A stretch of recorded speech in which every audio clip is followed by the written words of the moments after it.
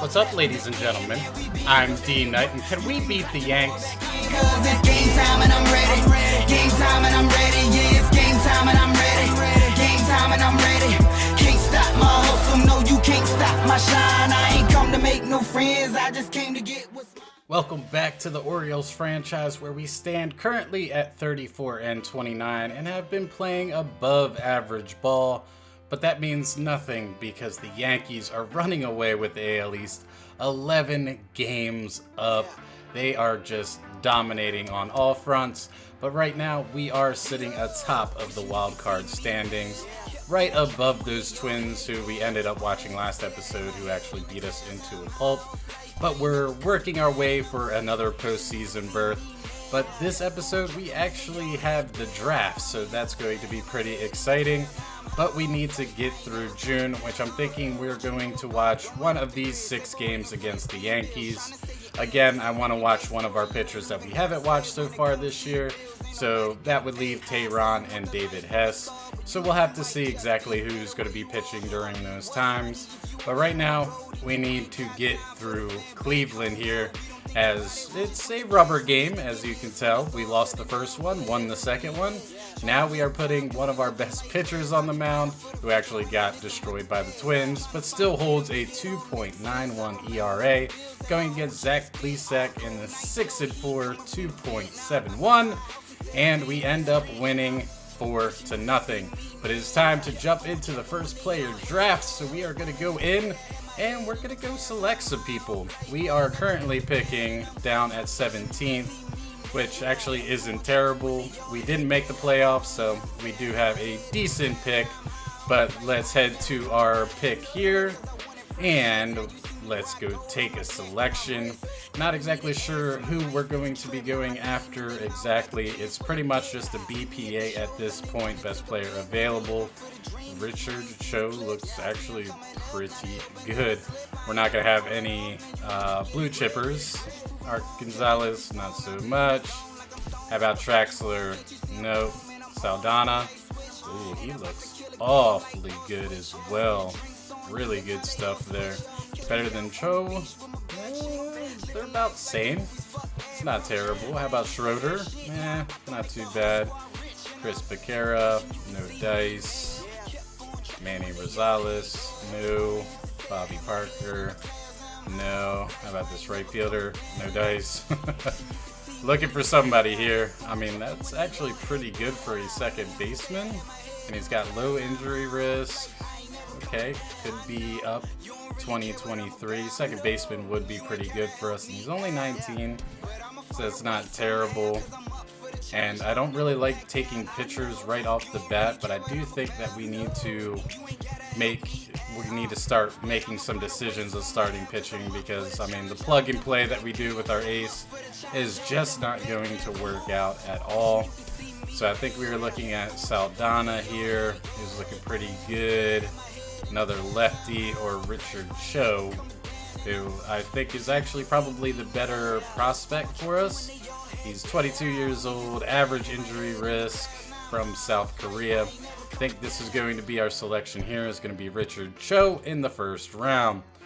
Now let's keep it going. We don't have any competitive balance picks this year. That's a shame. But we picked 16th here in round 2. So let's see who is available. Any of those second basemen I was looking at? Not at all. So we really need to go for the 80 potential guys. There is not a ton of them at all. Schroeder doesn't look too bad. Bobby Parker, Art Gonzalez, not great. And those are really the only 3 80 potential guys that we're going to go after. And I kind of like Eric Schroeder here at the age of 18. His K per 9s need a little bit of work, hit per 9s. And then I think Art Gonzalez was the other one. They are about the same. This guy has a little bit more velocity. I'm actually going to go with Art Gonzalez here, the 21-year-old out of the Eastern region. And now we do have a competitive balance pick here in round B. Do we have any more 80 potentials? Not one bit. Alright, so we do have some 75s available. There is another right fielder. Good grief. This draft is just very, very weak at the top here. Fukumori actually does not look bad here from Japan. Actually, he looks better than some of the guys that we were looking at with the 80 potential. And Zamora actually looks pretty good as well. How about Walter Uchida? No, not too much. I think we're going to go with Fukumori here. I think that's going to be... Oh, let me take a look at David Silva. No. I mean, as a right fielder, we have so many of them. Let's go with Fukumori. We'll take him. We're just adding to our list of arms. Round 3, pick 17. And we have Lear, Silva, and Uchida again. I think Tori Lear was looking pretty good here from Canada. Let's take a look at Silva. I mean, it's not outstanding, but it's not bad. So I think we're going to take Tori Lear here. And again, arm heavy. I kind of feel like our position is in a good spot all the way through. We have some good depth, but do we go with this second baseman just right off the bat? I mean, he's got good contact, good plate vision. His fielding is average. His power could be about average, but I kind of need some second basemen. How about Daniel Murillo? He's not looking too good. How about Harry Beltre? I mean, that's actually not terrible, but I think we're going to go with Danny Barlow here from Central, and we're going to scoop him up as well. And I mean, not much on the ways of really good selections, I don't think, in this round currently.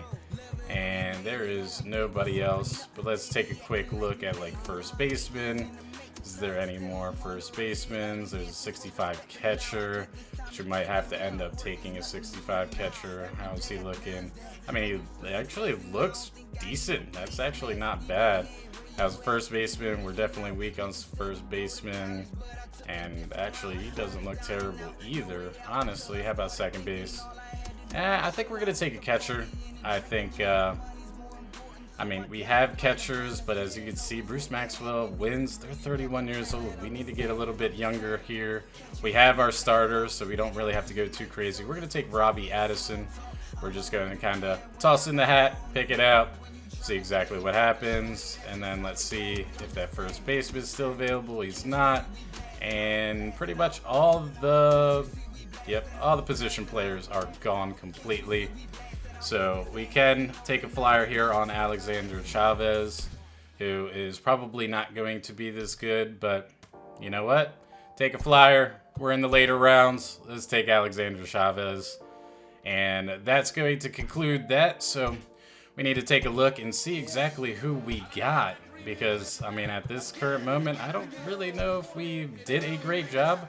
Richard Cho's actually a 90 potential, 71 overall, so that's actually not terrible at all. We kind of knew he was going to have some really good potential. Art Gonzalez here, he's 57 but has B potential, so that's pretty sharp. Fukumori, B potential as well with a 68. Tori Lear, 65 with 84 potential, so some good B potential guys there. Barlow is a C potential, but he has really good contact against left and really good plate vision, so that's a plus. Robbie Addison is 48 overall, 62 potential. That's just not going to get it done. I doubt that I'm going to sign him. Alexander Chavez has some good velocity, C potential, 23-year-old. Not sure if we're going to be going after him or not as well. So we had some good picks at the top, nothing too crazy after that, but we have the All-Star week in 38 days, and that's kind of our next little point in our season. But let's see, we got David Hess going against Sean Reed-Foley. We have to beat the 25 and 38 Blue Jays. We cannot allow the AL East to continue to beat us. And Cedric Mullins has broken his leg. He's going to be out for about 2 to 3 months. Oh, that's sad for him because he just can't seem to get it better. And Hayes is no longer injured, but we do end up winning 6-4. Harvey will get his first win, and Horace Nesterov will get his 5th loss. So we ended up bringing up Bautista up to AAA to get his work in because of the injury to Cedric Mullins. I could have put Riddle there or maybe even DJ Stewart, but I decided that Bautista needs his chance at AAA. He's 77 overall and killing it down in AA. So he definitely needs to, we need to see what he can do in the AAA level because we have so many great outfielders in our system that maybe we need to start trading some or doing any of those crazy things to start building up our depth in other positions. But anyways, let's end up going to the second game here, which we got Corey Kluber going against Trent Thornton, who's actually 6-2. His ERA is a little bit high, and Kluber 6-3, 3.66. And Brett Cumberland, who just got back healthy, has a torn calf and he is out 1 to 2 months, so he's going to be on the 10-day IL. And we end up losing 6-5. Kluber will get his 4th loss, and now his ERA is at 4. Trent Thornton, his 7th win.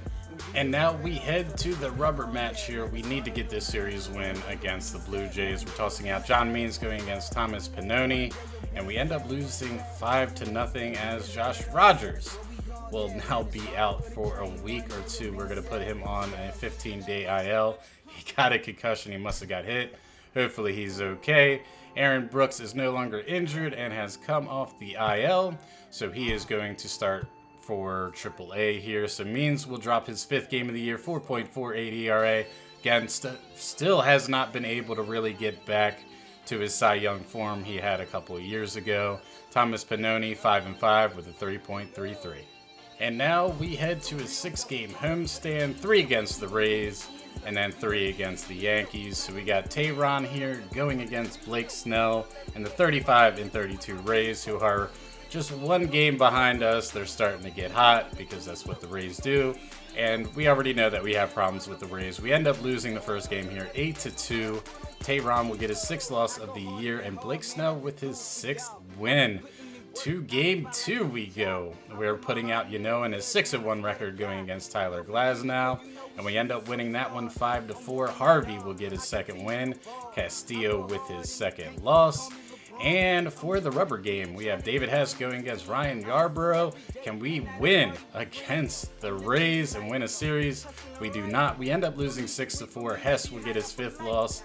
Again, his ERA just not where it was last year. Definitely getting batted around a little bit. 4.73. Yarbrough will get his 6th win of the year. And now we welcome the Yankees to town for a 3-game weekend set. We have Kluber, Paxton here in the first one, Means and Tanaka in the second one, and then Tehran versus Luis Severino in his 9-1, 2.48 ERA. Yikes, these Yankees are scary, man. But we are actually going to watch the Sunday 1:35 game here in Camden Yards. I think that's going to be pretty fun. But first, we have Kluber going against the 9-3 James Paxton, who has a sub-3 ERA, and we lose 13-7. Ty Block will get his 4th loss. His ERA hovering around that 5 mark, and Chapman ends up getting the win, but his ERA is not great either. And now we go to the second game. Can we at least beat the Yankees once? I mean, that's all I'm asking for in this series. We need to beat the Yankees once. That's it. We need to beat them once. And we're tossing out John Means going against Masahiro Tanaka, who is an Oriole killer. And I was not able to see what the score was, but Ortiz has a blister on his finger. We're going to keep him active. We end up losing 4-2. Castro will get his 1st loss of the year. Jonathan Losiga will get his 6th win. And now it's the rubber game. Well, rubber game. No, we're trying to avoid another sweep at the hands of the 49-21 New York Yankees. We are going to put Tehran going against Luis Severino. Oh, boy. I mean, this should be a pretty good matchup. Tehran pitches very well. I mean, 3.57 ERA is pretty solid. It's nowhere near as good as a 9-1, 2.48 ERA with Luis Severino.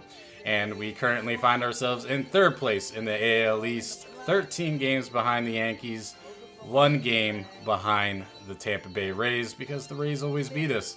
That's what they look for. They look to play us, and we're actually out of the wild card right now by 1 game over the Twins. But if you look at our home record here, we're 17-21 at home and 20-14 away. what is going on? Why can't we win at Camden Yards? Are we not built to win at Camden Yards? I don't understand it. But, I mean, 20-14 away, I mean, it's not terrible, I guess. And we're 14-16 in our division. We cannot beat the AL East for whatever reason. But anyway, I digress. So what we need to do is jump into this game as Severino versus Tehran, Orioles, Yankees. Enjoy.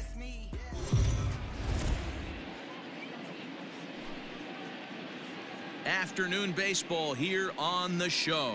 Today we've got a good matchup in store between the New York Yankees and the Baltimore Orioles. Which of these two will prevail? Next on the show.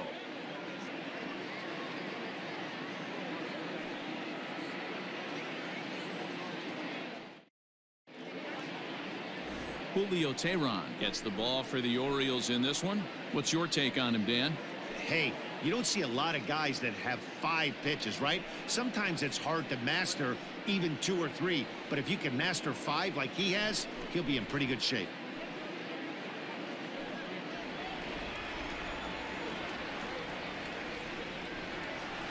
Hopped up. Moustakas over to his left. 1 out.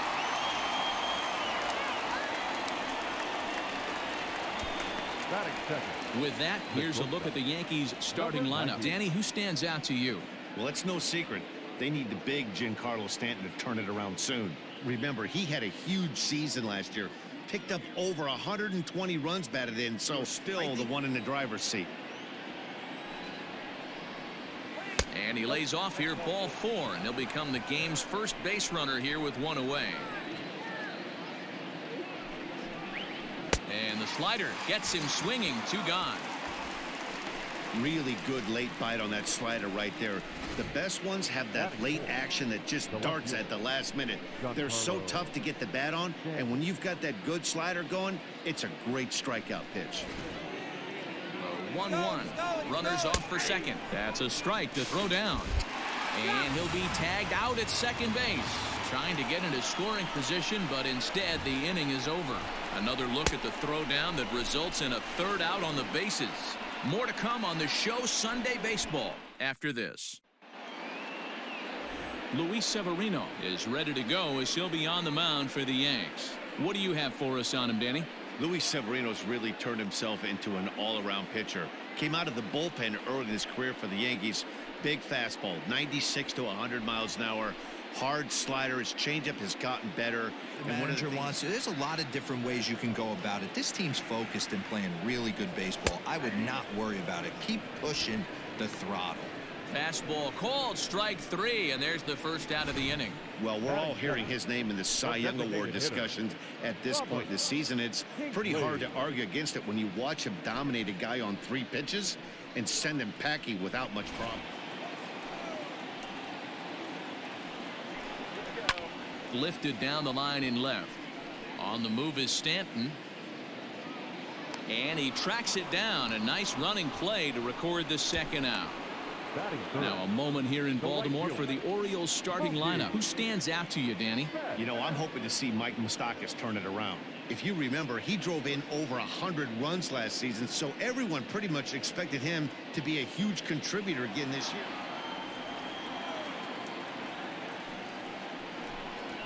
Ground ball right into the shift. LeMahieu's got it. Throw on to Voit takes care of him, and the inning is over. 3 up, 3 down for the Orioles. We are still scoreless. As a pitcher, you've got to be hunting for the strikeout, knowing you have this guy way off balance. Swing and a miss on the slider, and that's out number 1. Another strikeout for him on the mound, and boy, is it fun to watch him go about his business. No doubt, Matty. He's one of my favorites, mostly because of his stuff. You know, he can absolutely dominate. Softly on a line to third, and this will be taken in by the 3rd baseman for the 2nd out. A lot different than his last start where he took a loss and seemed timid and scared to attack the zone. Swing and a miss, and that ends the inning. 1, 2, 3 go the Bombers. We'll go to the bottom of the 2nd. No score.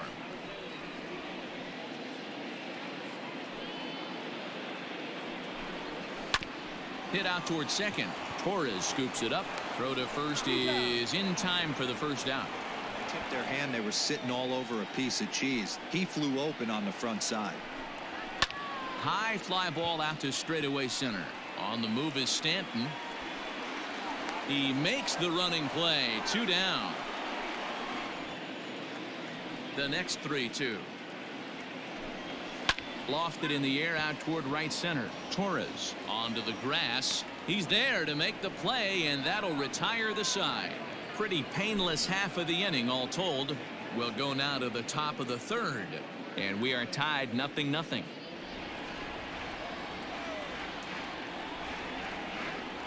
Swing and a miss as he starts the third the same way he ended the second, with a punch out, 1 away. Yeah, as they say, there's a hole in his swing in that location, so a good job there of exploiting that. That can be real hard for some guys to overcome when teams start figuring out what locations you just can't.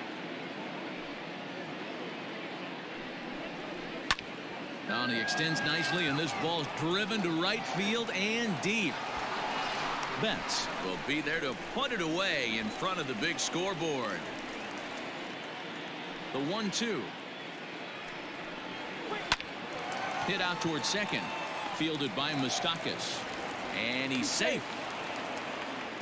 Boy, D-Roll, this looked like one of those easy 1-2-3 innings. Next thing you know, a little swinging ground ball and a 2-out infield base hit. Working for the punch out and the offering. Oh, and he can't come up with it. And he'll step on the bag himself, and the inning is over. So no runs here on a base hit, no errors, and 1 man left aboard. We'll head now to the home half of inning number 3, and we are tied 0-0.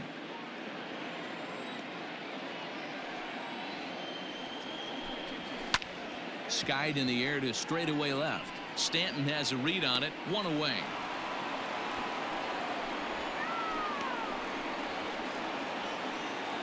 And with 1 away, time for a check of the standings in the American League East as you get a look at where these two teams find themselves entering play.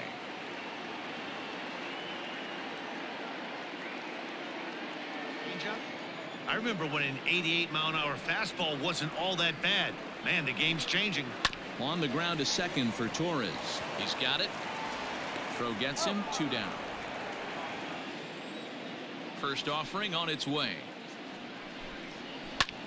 In the air now, out to left.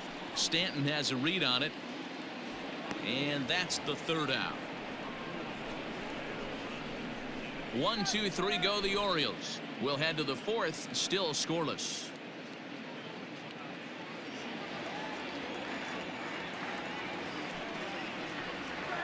Grounded to first, and he'll take it to the bag himself for the out.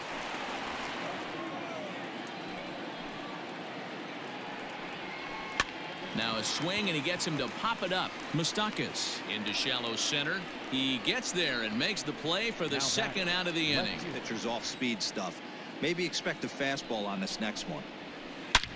Slapped hard the opposite way, and Stanton's aboard. It's a base hit.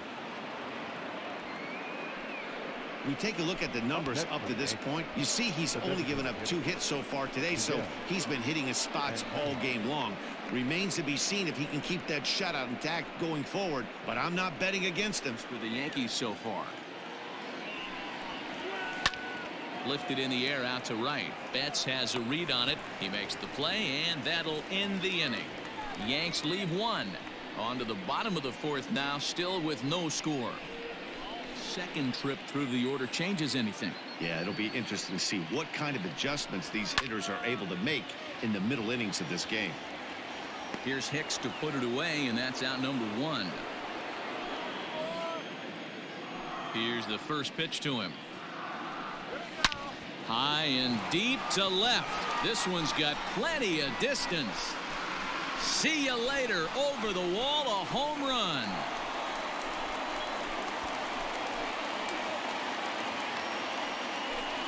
A solo shot here to left, number 22 on the year. As the O's are on the board first, it's 1-0. Well, if you're going to get your first hit of the game, you might as well do it with a bang. He thought he could squeeze one past him, but he thought wrong.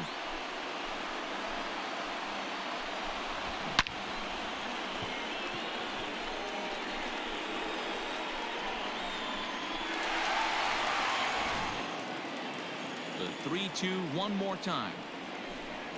And he looks at one that misses, and that's an excellent job of making his man throw a lot of pitches as he toughs out a walk.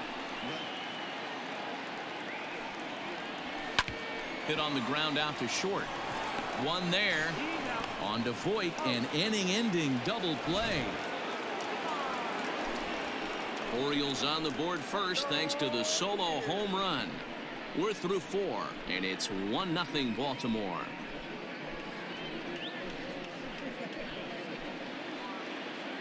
Now the 3-2 pitch. And a good eye here as he takes ball 4, and it's a base on balls to lead off the 5th inning. Ground ball to second. This could be 2. Moustakas has it to second for 1. The relay not in time as he beats the throw by a step.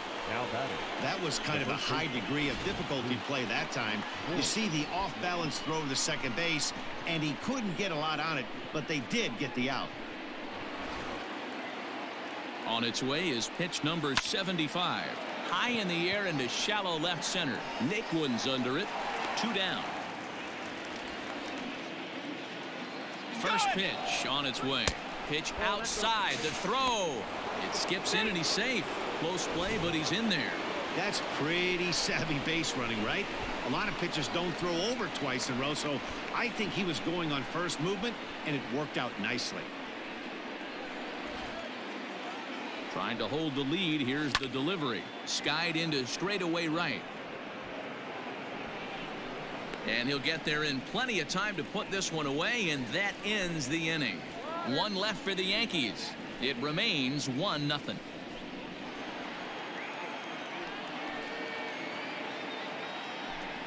Fastball swung on and missed for the first out.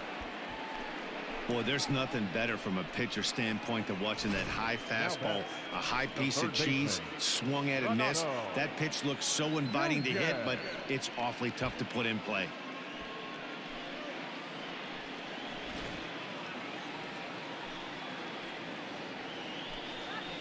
Line drive to left, but pretty much right at the left fielder as he takes it in for the second out. A windup and the 0-2 pitch. Got him swinging, and that will end the inning. 3 up, 3 down for the Orioles, but they're on top 1-0. It's a pitch we haven't seen in a while.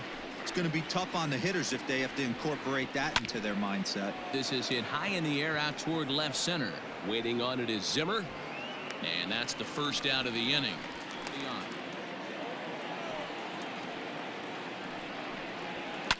Hot shot to third. Reined in on to first, and there were 2 down. Picking anything up today. Here's the pitch on 2-2. Now he drops a changeup on him. Strike 3 called, and a great pitch there to retire the side. So the Yanks go 1-2-3. They're down 1-0.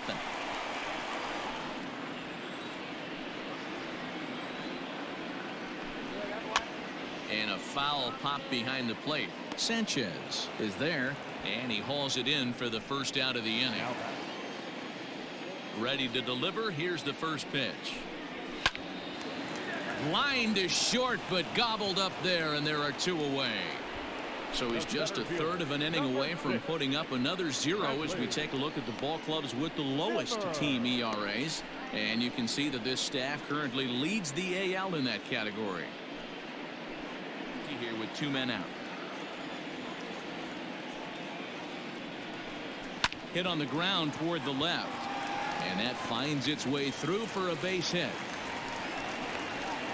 Hey guys, right there, you look for weaknesses. Can a guy come in? Can he command in? Obviously not the case in this. Down the third baseline, gloved by LeMahieu. Throw on to Voit takes care of him, and the inning is over. 1 left for the Orioles, but they hold a 1-0 lead. Whether he wants to go to his bullpen or not. And he finally wears him down here as he strikes him out after a 9-pitch at bat. When you're this deep into a start, it can be really exhausting and annoying when a hitter makes you work as hard as he did right there. He got the strikeout. That's great, but he's probably thinking. A windup and the 0-2 pitch. Line drive snagged on a short hop. Throw in time at first for out number 2. Executing everything. He should feel pretty good. He's retired 7 in a row. And he lays off ball 4. So now the potential tying run here is aboard late in the game. And when your pitch count gets over 100, you've got to expect them to lose a little bit of accuracy out there. And I think if he gets in any more trouble, they might come get him. We'll see if he can finish strong. Here comes the Baltimore skipper out of the dugout on his way to the mound. And it would appear he's seen enough of his starter this afternoon. So he'll depart with the lead and a chance to be the winner, but he is responsible for the tying run at first.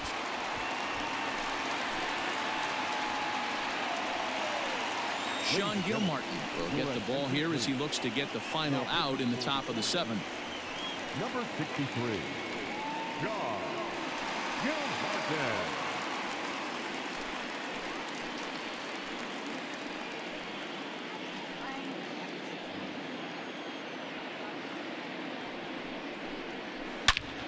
High in the air, carrying well out to deep center. A ball that's carrying. And as Yankees fans hear on television quite frequently, see ya! 2-run shot to straightaway center. 12 home runs for him now thus far. And the Yankees take the lead. It's 2-1. What a great feeling right there as he circles the pillows, finally able to get this offense potentially going with one swing of the bat, being shut out all game, but not anymore. Here now the 2-2. Fly ball out to straightaway right. Betts on the run. He's not going to get it, and the 2-out rally continues. And he'll coast into second here with a 2-out double. Their own pitcher is absolutely dealing right now. So this is a big moment in this game. If his teammates can pick him up and drive him in now, that might be all they need to get the W here. Spot to be a good hitter right now. The set and the 2-1. This is on the ground over to first. And he'll step on the bag himself, and the inning is over. The Yankees get a couple on the 2-run home run. Bottom of the 7th inning coming up. Get up and stretch. 2-1 New York.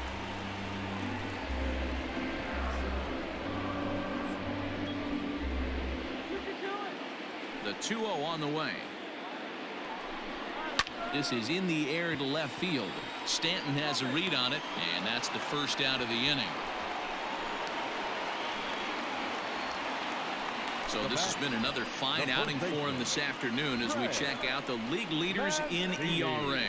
And as you can see there, he's really had it going into the month of June, currently leading the AL in that department. Kind of guy, and obviously it's working so far, and the way he pitches, it really keeps his pitch count down. There's a swing and a drive hit well out to right field. Ranging back is Goodwin on the warning track. He makes the catch. This will be the 7th pitch coming up. Seared down the first baseline, and he'll step on the bag himself, and the inning is over. 1-2-3 go the Orioles. They're down 2-1. Miguel Castro will come out and take the ball here as he'll be making his 15th appearance of the year. Miguel Castro. 6 miles an hour in on the hands. You almost have to be looking for that pitch to be able to do anything with that. Left side, scooped up. Throw on to first in time, so the leadoff man is set down to open up inning number 8. First pitch on its way. Swing and a flare hit toward right. Betts coming on, and a diving effort, but he can't make the play in right. And this is going to rattle up against the out-of-town scoreboard now. And he's in there at third with a 1-out triple. Cutting it close here, but he comes through in the 8th to extend his hitting streak. Yeah, and he was staring at his last at bat right there, probably his last at bat. Would have been tough to get him another AB in this one, but he's able to get it done. Hey, better late than never, and I'm sure when he walked into that batter's box right there, he's thinking this very well could be my last AB of this game. So first pitch of the at bat. High fly ball out to straightaway center. Waiting on it is Zimmer. He gets there to make the catch, but this should bring home a run as the runner tags from third. And add a run on the sacrifice fly, as that'll make this a 3-1 game. Hit sharply on the ground. That gets through, and he'll reach base again on his second base hit of the game. Sometimes you need a little luck. Sometimes you need to get a ground ball with eyes. And that's exactly what happened right there. From the stretch. Waved at and missed for the third out. Not much of a chance at hitting that one, and the inning is over. A run on 2 hits for the Yankees. Not too many more shots left. Home half of the 8th coming up. It's the Yankees 3 and the Orioles 1. Aroldis Chapman is on to pitch out of the bullpen in the bottom half of the 8th. Number 54, Aroldis Chapman.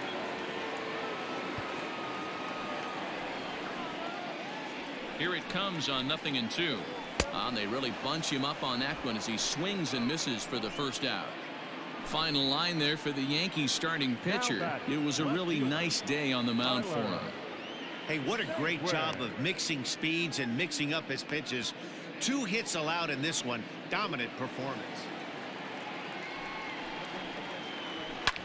Skied in the air to straightaway left. Stanton has a read on it. Makes the play, and there are 2 gone now.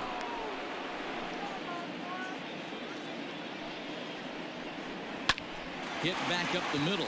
Torres brings it in. Throw in the dirt, but a good scoop at first saves an error as this side is retired. 3 up, 3 down for the Orioles. Score holds. It's 3-1. Paul Fry enters from the pen to start the 9th inning as he'll try to keep the score right where it is heading to the bottom of the 9th before the bottom half of the inning. Sliced hard on the ground, and that is into right field, so the leadoff man's aboard here to kick off the 9th. Hey, this looks like it could be a potential add-on inning here in the 9th. Add-on gives some breathing room to their pitcher going into the bottom of the inning, D-Row. Yeah, you love when the offense stays aggressive, and you also like giving your relief pitcher a chance to breathe a little bit, not mound. And a half swing that time, but it's a full swing in the eyes of the umpire, and that'll be the first out of the inning. From the belt, kicks and deals. Takes this the other way to right. But he'll close fast out there as he puts it away chest high, and the runner will be forced to head back to first.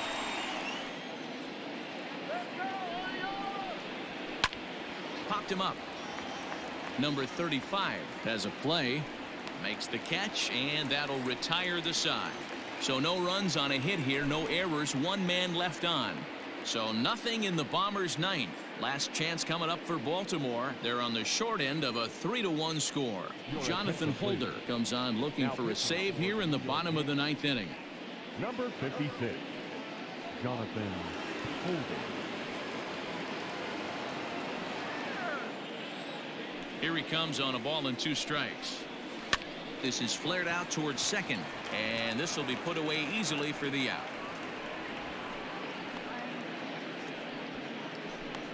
So the leadoff man gone to start the top of the 9th as we take a look at league saves leaders entering play. And as you can see there, he currently sits 3rd in the AL in that category.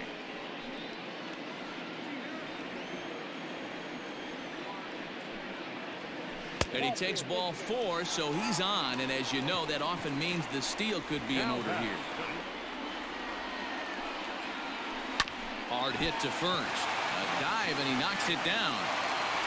And the recovery throw is too late, and there are 2 on with 1 away now. From the stretch. Swing, high drive, left field and deep. Back goes Stanton at the track. Ball game.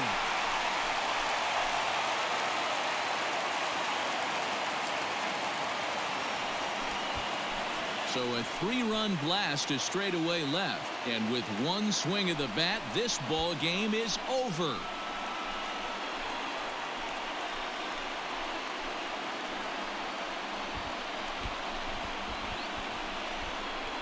Well, they say better late than never, and that's obviously something that he takes to heart as he puts a charge in one for a walk-off homer. Got to be the best feeling in all of baseball.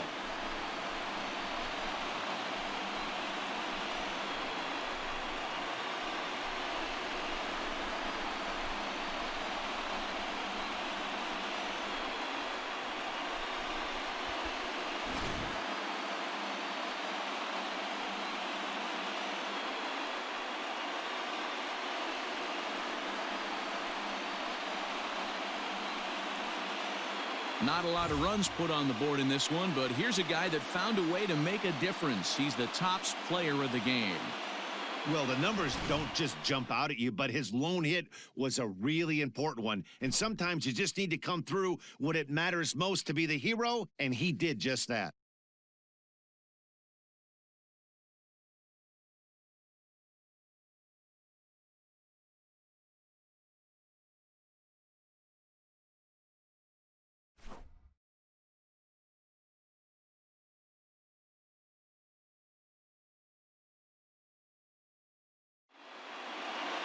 A one-run finish, 4-3, the final tally today.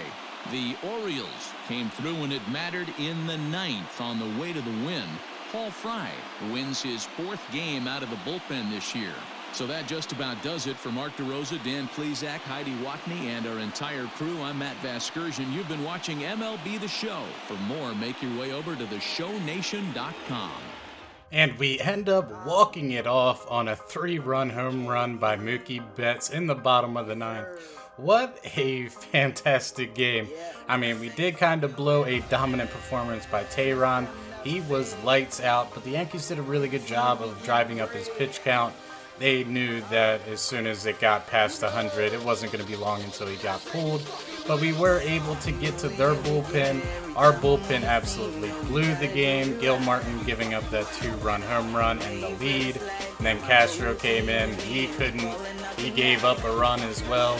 I mean, our bullpen we knew was going to be an issue, but our offense is what really needs to drive us at this point. And Mookie Betts decided that he took it on his shoulders in the 9th inning and walked it off for us. But also Robert Hinckley was 2 for 4 with a home run, RBI, 2 runs scored. He might actually be our best hitter in our lineup. Yes, we got Betts. Yes, we got Mancini. But it seems like he hits for power and hits for average consistently. And he's super duper young. So we might end up wanting to really pony up and give a good contract to him. As for the Yankees, Aaron Hicks was 1 for 4, home run, 2 RBIs. Pedro Estrada 1 for 3 with a triple. But all in all, we end up getting the win. We finally get a win against the Yankees. So definitely a sexy win against the Yankees. And it's the first time we have beat the Yankees this year. We are 1-5 against them, and we have another 3-game set coming up over the weekend of the 17th, 18th, and 19th. But let's continue to head out that way. And Brett Cumberland, injured, is still going to be out for 1 to 2 months. We're going to keep him on that 10-day IL. And now we have the 29-43 Boston Red Sox. We really need to start looking into rebuilding. It's about that time, Red Sox fans. But we're tossing out Yanoa with his 6-1 record and 2.89 ERA against the 4-4 Rick Porcello. We get a win, 3-2. Yanoa is now 7-1 on the season with a 2.77 ERA. Kind of seems like there's always a different person in our rotation that seems to really do well. Last year it was David Hess. This year it's Gabriel Yanoa. Whatever. I mean, I'm not too mad at it. But to game 2 we go. We have David Hess, 4-5, 4.73 against Mike Shararin, who is 2-9 with a 7.85 ERA. And we actually end up losing this one, 7-4. Harvey will get his 3rd loss of the year. Travis Lakins will get his 2nd win. And now to the rubber game. We're just 3 games above 500. We haven't been playing the greatest ball here in June. But we have our ace, Corey Kluber, 6-4, going against Darwinson Hernandez, who is 1-2 with a 6.49. And we win 7-2. Kluber will get his 7th win of the year. But again, his ERA has not been under 4. And we kind of need it under 4 at this current point. We're only 40-36. We're not doing great. But now we get to head to Yankee Stadium and face off against the 51-24 Yankees. Are we able to get maybe a little bit more wins here against the Yankees? I mean, I sure as heck hope so. I know that they are just distancing themselves in the AL East. But we got John Means going against Luis Severino, who we actually ended up I mean, we didn't beat him, but he started and we won in the bottom of the ninth. And we end up losing 6-1. John Means is now 5-6 on the year. Severino will get his 10th win and pretty much kind of trying to wrap up that Cy Young award very early here. But to game 2 we go. We have Tehran, who ended up beating up on Severino against Jordan Montgomery and his 4-5 record and 3.52 ERA.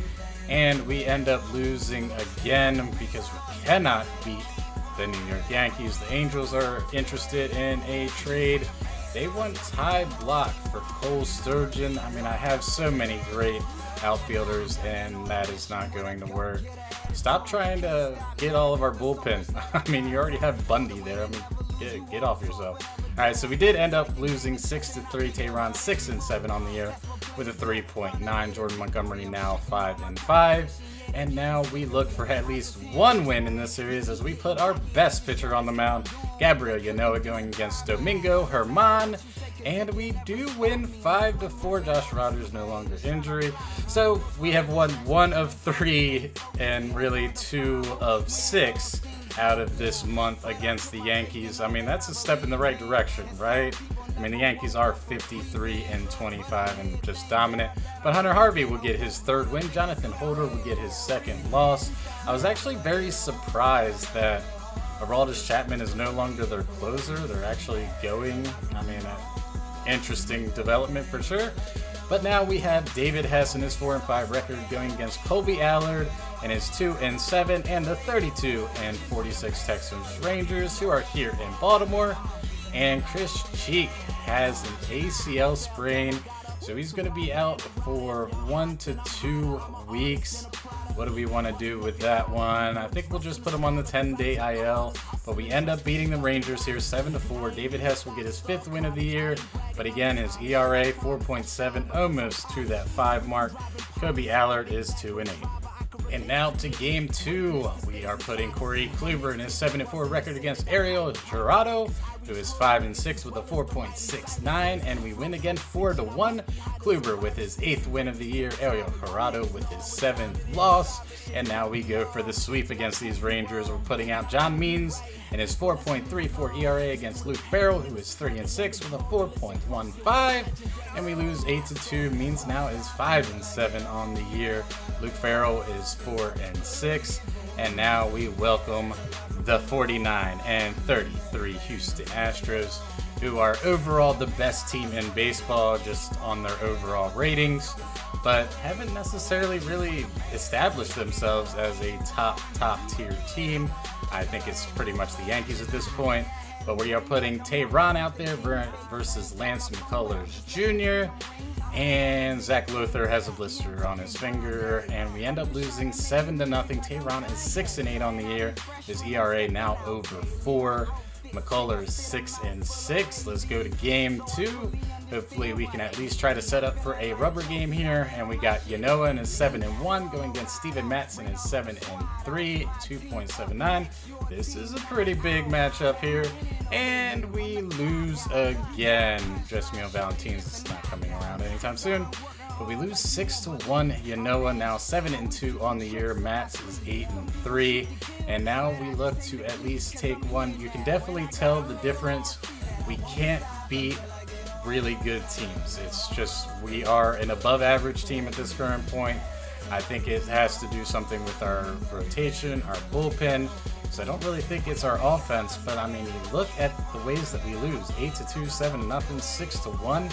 Our offense doesn't really show up on certain days. It's a little aggravating. But we have David Hess going against Aaron Sanchez. We already know that Aaron Sanchez just dominates us, and Raul Alcantara is injured. We end up winning 10-8, so we actually got to Aaron Sanchez this year at least. David Hess is 6-5 on the year. Aaron Sanchez will get his 1st loss. And then we have a 4-game set against the 44-39 Seattle Mariners, who aren't having as good of a year as they did the year before. But 44-39 is not terrible at all. I mean, it's actually better than us. So we are putting Corey Kluber on the mound going against Andrew Moore, who I think we actually watched that last year. And we end up losing 3-2. Dylan Tate, 2-2, 2.68, still pitching very well in 37 innings, and Matt Festa will get the win. So now we head to game 2. We are putting Means going against Eric Swanson in his 4-4 record, and we lose 1-0. Yusniel Diaz has a pulled leg muscle, and Zach Lothar is no longer injured. Means will get his 8th loss of the year, ERA 4.48. Eric Swanson with his 5th win and a 3.95. And now we need to win these last 2 just to get a split of the series. We are putting Tehran going against Nestor Cortez Jr., and we end up winning 11-2. Tehran will get his 7th win of the year. He's just not a guy that seems to go like 10-1 or anything like that, but he gives us really good innings. Cortez will have his 5th loss. And now we look for the series split here against the Mariners as we put Gabriel Yanoa going against UC Kikuchi and his 8-2 record and 3.27 ERA. Another really good matchup here, and we end up losing 3-2. Oh boy, that is just rough. So definitely not a good month for us as we end up finishing the month 11-15.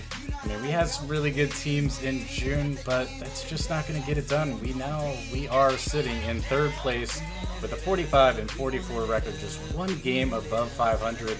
And I know that we are a lot better than that. We are just really underperforming at this current moment.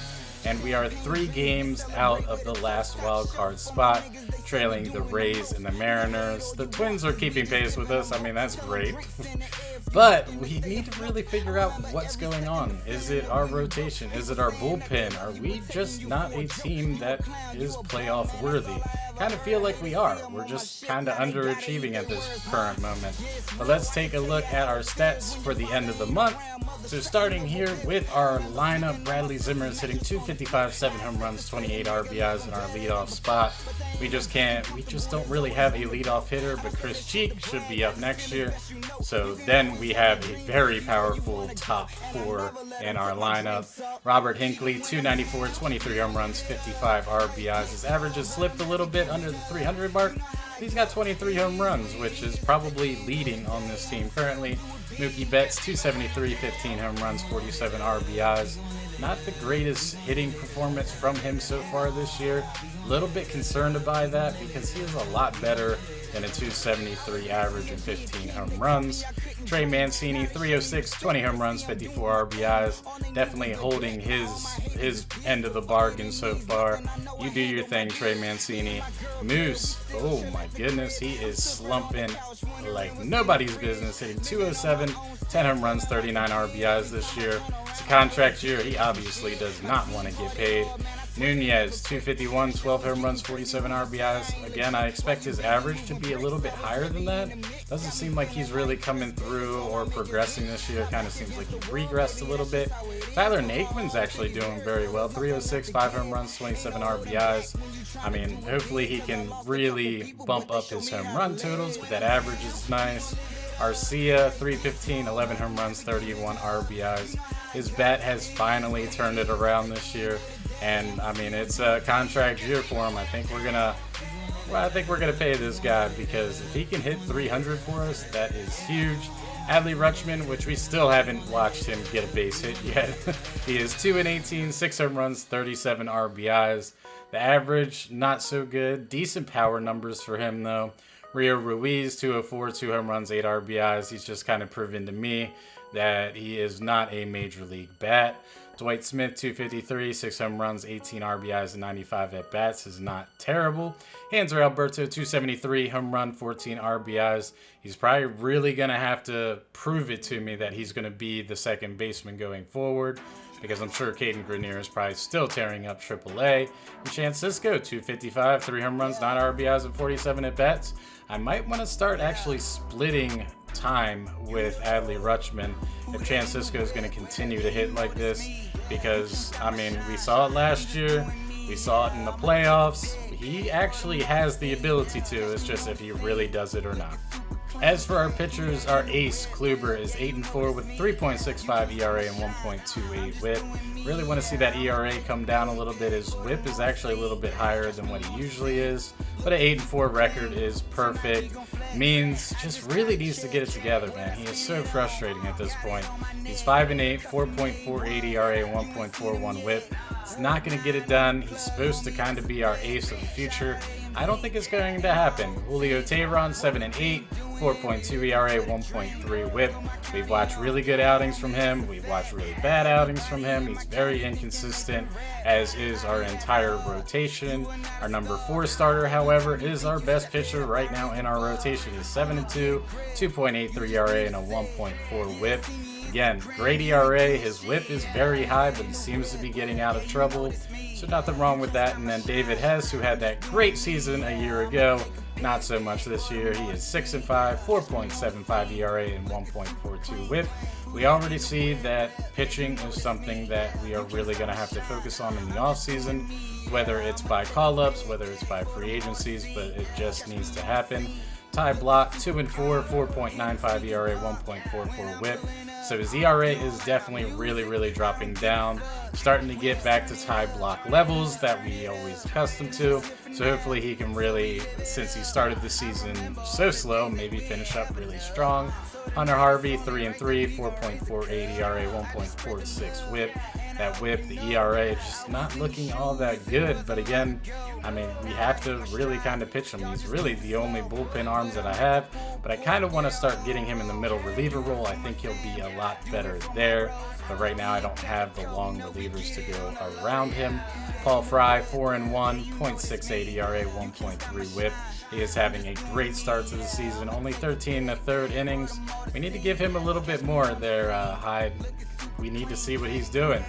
Castro, on the other hand, is struggling mightily. In 14 innings, he has a 9 ERA and a 2.07 WHIP, and we saw him. He doesn't look sharp this year. Dylan Tate, on the other hand, looking real sharp. 2-2, 2.63 ERA, 1.19 WHIP, and 37 2/3. So you keep that up, you're going to have a home here in our bullpen. Sean Gilmartin, 1-1, 4.58 ERA, 1.27 WHIP. His strikeouts are definitely starting to deplete. I know I mentioned on it last episode, but you can see now his innings are over top of his strikeouts. So he's starting to kind of regress a little bit, not be as dominant, and his ERA is going up. Aradis Vizcaino, for whatever reason, really struggling this year in 16 1/3 innings with a 6.06 ERA and a 1.78 WHIP. Not sure what's going on with him. And Tanner Scott is 0-5, 7.25 ERA, 2.01 WHIP. Man, that is not going to get it done. He has saved 19 out of 23 saves, and we're not a team that can blow saves. I think we need to pull Tanner Scott off. I think we'll do that next episode, but I don't really know who else can go in that slot at this current moment. We are very thin in some dominant relievers to close up the game. And I mean, Aradis Vizcaino was the guy that was going to get the opportunities if Scott couldn't do it, and he's not doing it in the setup role. So the back of our bullpen, not doing good. Our long relievers struggling a little bit. Our middle relievers, we have 2 that are dominating and 2 that are struggling. Very interesting. And now it is time for the minor league report. So the Norfolk Tides here are 41-38 and just 2 games behind the Charlotte Knights in the International League South. So they're actually doing very well. They're 5-5 in their last 10, so a little bit of a struggle bus there, but they're at least competing again. And as for those Bay Sox, they are in second place with a 44-35 record, just 1 game behind the Squirrels, but they're 8-2 in their last 10. Sadly, the Squirrels have won 9 of their last 10, so very interesting for our minor leagues, but at least they're winning, they're developing, they're looking real good. But let's take a look at the stats. Starting here with the Tides and the hitters, Chris Cheek, 311, 12 home runs, 41 RBIs. Welcome to the Orioles next year, maybe even this year, depending, but I think it's going to be next year. I think we can still give him some time to develop. He's at 81 overall. He's going to be an absolute monster. Caden Grenier, still doing great, 275, 5 home runs, 26 RBIs. He's probably going to end up getting the chance to be our second baseman next year. DJ Stewart, who's filling in for Yusniel Diaz, who's currently hurt. 238, 4 home runs, 14 RBIs, and 143 at-bats. Again, just the bat just never seems to come around for whatever reason. R.D. Navarro's starting to look a little bit better. 258, 8 home runs, 33 RBIs. Stevie Wilk, 250, 7 home runs, 35 RBIs. I feel like Steve Wilk is always a 250. He's always a 1-for-4 guy. He's never really a 3-for-4 guy or any of that. Ryan Mountcastle, 258, 9 home runs, 37 RBIs. I do believe that we are going to give him the opportunity next year to be with the Orioles because Rio Ruiz is not a really good bench bat for Trey Mancini getting some rest, so I think it's worth it to give Mountcastle the opportunity and see if he can actually really come up and perform. Bautista, he did end up getting called up because of Cedric Mullins.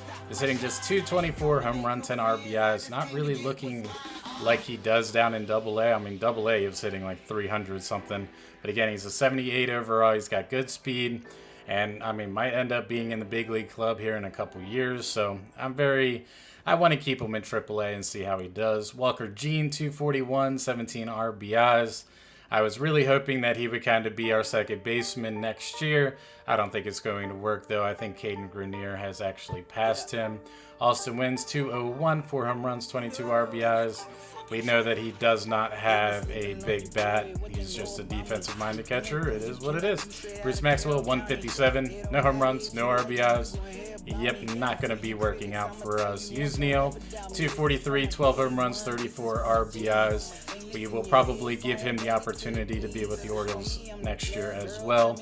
I'm really going to deplete our outfielders and start bringing up some of these young guys into a little bit tougher situations for them. Richie Martin actually showing decent progress here. 265, 2 home runs, 12 RBIs. But again, I think I would rather have Arcia than have Richie Martin in the lineup. That's just my feelings. JT Riddle, 243, 3 home runs, 16 RBIs. Looking real good, but again, I think his contract is about to be up, and we just have no room for him. As for the Bay Sox, so Dave Dician has had his opportunity to come up with the promotion to Bautista, and he has been running with it. He's hitting 296, 2 home runs, 15 RBIs, and just 81 at-bats. That is exactly what we need, exactly what we're looking for. Austin Hayes, 256, 10 home runs, 42 RBIs. He's doing great, and he's one of the reasons why I'm probably going to start getting rid of some outfielders. I want to see him up in Triple-A, give him that opportunity at the Major League club, because I think he has the talent to do it. Santander, 283, 2 home runs, 31 RBIs. He can continue pushing up his overall. He might end up actually making the majors. I wish he was as good as he is in real life.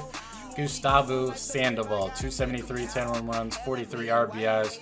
Really making a good name for himself down here in Double-A, but we got to get him up to Triple-A and see what he does up there. Logan Wyatt, 241, 10 home runs, 36 RBIs, looking pretty solid as a young first baseman. Sergio Fiera, 252, 5 home runs, 23 RBIs. Nothing really stands out that much, but hitting was always kind of his weak spot. He's a real good fielder. He's got some good speed, but he's actually hitting at a pretty good level for a shortstop. Jack Reinheimer, 230, 2 home runs, 15 RBIs. I actually expected him to hit a lot better down here in Double-A, but for whatever reason he's struggling, not getting it done. Anderson Feliz actually did better in Triple-A than he's doing in Double-A for whatever reason. 218, 7 home runs, 33 RBIs. Power's there, the average is not. Mackenzie Yamashita, 172, 4 home runs, 15 RBIs. His average will never be there. He's not a contact hitter. He's all about power. Mike Riviera, 232, 2 home runs, 5 RBIs. Definitely making a case to be our Double-A catcher next year. Martin Zager, 214, home run, 4 RBIs. Guadalupe Valdez, 270, 4 home runs, 11 RBIs. Might have to start getting him into second base there instead of Reinheimer because obviously he's performing. Reinheimer, not so much. Devlin Granberg, 145, 3 home runs, 12 RBIs. Just can't seem to get his bat going. And now we head to the pitching side of things as Aaron Brooks up here at the top of our rotation, 2-4, 3.91 ERA, but a 1.12 whip. Why is your ERA so far up there? That is a beautiful whip, sir. Grayson Rodriguez, 5-6, 3.36 ERA, 1.3 whip. We might actually have to end up pushing him up next year with the struggles of our rotation. We have to start getting some of these younger, more potential arms into our rotation. Alcantara is 5-3, 2.84 with a 1.16. He might end up getting the stamp as well. Hey, bring everybody. We need to fix our pitching. DL Hall, 5-7, 3.9 ERA, 1.44 whip. Whip is not quite major league ready. His ERA is decent, but he probably still needs a year or two down here with AAA. Josh Rogers is 5-2, 3.2 ERA, 1.35 whip. So beautiful stats for that young man. Chandler Shepard is 4-3 with a 4.42 ERA and 1.53 whip. Nothing that really just kind of goes, man, he should be up in the majors. Blaine Knight is 6-3, 4.2 ERA, 1.39 whip. He's kind of our plug-in play starting rotation guy. But again, nothing too crazy there either. Edebrey Ramos is 1-1, 2.84 ERA, 1.32 whip. So really that whip is staying down, which is great. His ERA is good, not having as many walks, so he's definitely looking good. Maybe he gets the opportunity to be with the big league club next year. Joey Gerber, 3-2, 2.43 ERA, 1.05 whip. If he gets his overall, he might end up getting his chance in the majors as well. Yacobonis, 2-4, 2.35 ERA, 1.11 whip. Same thing with him, get that overall up. Maybe we'll get you in the majors soon. Jose Mesa's looking real good, 3-0, 2.36 ERA and a 0.9 whip. But again, overall issues, not going to happen there. Evan Phillips, 0-1, 3.51 ERA, 1.36 whip. Looked like he had a little bit of a rough month there. Everything kind of came up, but still very solid numbers so far through this year. And Gordon Labine, 0-2, 2.96 ERA, 0.95 whip, and 20 out of 22 saves. He is ready to be our closer of the future going forward. And for the base Sox, so Luis Ortiz, 9-4, 2.62 ERA, 1.19 whip. He's pretty much telling us he needs to be in AAA, maybe even the majors. Luis Gohara, 3-4, 3.31 ERA, 1.34 whip. Again, he's not really showing his A potential to me whatsoever every year, and it might be time that we just let him go and let him do whatever he needs to do out there in the free agency world. Zach Luther, 2-5 with a 4.69 ERA, 1.52 whip. Nothing great there. Nothing like terrible, but just not looking strong. Derek Switzer, on the other hand, is 12-2, 2.7 ERA and a 1.11 whip. Absolutely dominating down here in AA. Trying to get back to AAA. Maybe he has finally earned that. Brennan Hanafy, 2-7, 3.54 ERA, 1.21 whip. His ERA does not match his record. It looks very, very good. Just not getting the run support that he needs. Diego Perez is 6-5, 3.38 ERA, 1.37 whip. Okay, not terrible. Alex De Jesus, 3-3, 2.68 ERA, 1.29 whip. He's actually looking very strong. Maybe I should get him in the rotation and see how he does. Archie Terrell, not so fast, my friend. 1-1, 7.83 ERA, 1.57 whip, showing that he is not quite ready for the AA level yet. Lou Rice, 3-0, 4.22 ERA, 1.41 whip. I mean, his wins and losses are great. It seems like he gets blown up, though. He's got a while to go before we end up thinking about him in the major league club. Ben Heller, 0-1, 1.04 ERA, 1.85 whip, and 8 2/3. We need to get him on the mound just a little bit more. It's real strong ERA. His whip is not looking too great, though. Needs to be able to control those walks. Pedro Araujo, 1-1, 3.75 ERA, 1.58 whip. Pretty solid numbers for a 57 overall in AA. Cody Carroll, 11 innings, no ERA, 0.64. He has yet to give up a run. Now, granted, he's only pitched 11 innings. I think we need to utilize him a little bit more before we end up calling him up to AAA. But I mean, no earned runs in 11 innings, and he has 12 strikeouts. He's looking pretty sharp. And then Steven Castro, 2-8, 1.8 ERA, 1.07 whip, and 23 out of 25 saves. So he's definitely looking like he might end up challenging Gordon Labine for that closer role of our future. Those guys are probably going to be going back and forth, but with one setting up and one closing, I think we're going to be fine. And now we need to head to the IR and give a little bit of stat updates for these guys. Brett Cumberland has been absolutely killing AA ball this year, but he can't seem to stay healthy. This is the second time he's been on the IL. He's hit 325, 6 RBIs. Really need him to come back and have a really good year, because I think this guy could be a very, very good catcher. Cedric Mullins, who broke his leg, was only hitting 188, 3 RBIs, but he's probably going to be missing the rest of the season. Rob Scruggs, who has a fractured hand, was 0-2, 4.85 ERA, 11 strikeouts. Nothing crazy from him. And then Jesmiel Valentin, torn labrum. He's going to be out. He might even retire after this injury, but a 186 average and 2 RBIs. So that's where we currently stand at the end of June, and we have the All-Star break coming up here in July. I'm sure we will have a couple, but we will definitely tiptoe on those guys and see what we got. Now here is the schedule for July.